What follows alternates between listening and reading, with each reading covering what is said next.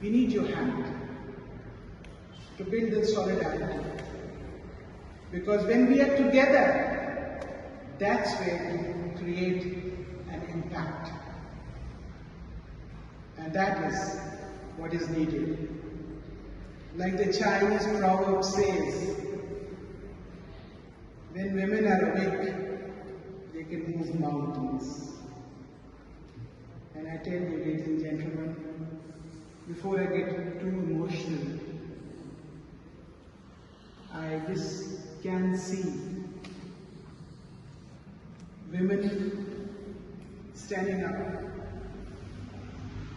like we were just discussing this morning, rising from the rubble, rising out of the smoke and fire.